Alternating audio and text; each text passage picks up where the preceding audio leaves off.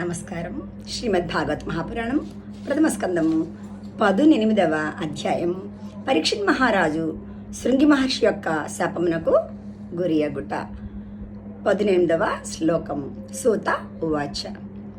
అహో వయం జన్మభృతోద్యహాస్మ వృద్ధానువృత్యాపి విలోమజాతాః దౌష్కల్యమాధిం విధునోతి శీఘ్రం మహత్తమానామభిధానయోగః.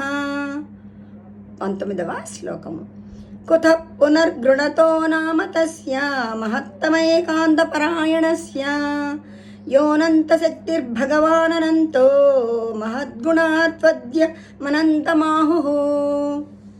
సూతుడు పలికెను, భళి, మీ వంటి మహాపురుషుల సత్సాంగత్యము లభించటం వలన నేడు నా జన్మ కూడా ధన్యమైనది. పెద్దలను అనుసరించటం వలన ఎవరైనను గౌరవపాత్రులు అగుదురు. విలోమ జాతిలో జన్మించినను నాకు మీ సేవాభాగ్యము లభించినది. మహాపురుషుల సమాగమము వలన నిమ్నవర్ణంలో జన్మించిన వారి వ్యధ కూడా శీఘ్రముగా తొలగిపోవునని పెద్దలు అందరు.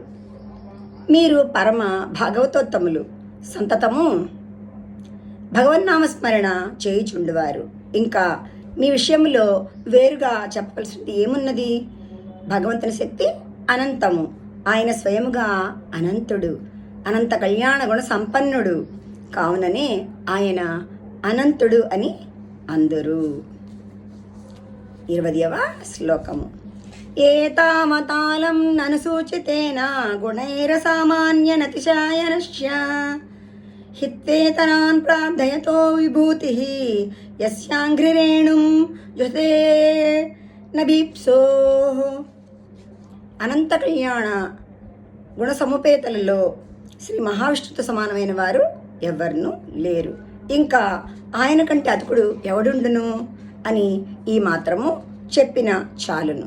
సాక్షాత్తు లక్ష్మీదేవి వంటి మహిమాన్వితురాలే ఆయన యొక్క ఔన్నత్యమునకు ముగ్ధురాలై పరమశివుడు బ్రహ్మాది దేవతలను కూడా కాదని ఆ పరమపురుషుని తనకు తానుగా వరించి సేవించుచున్నది. ధన్యవాదములు.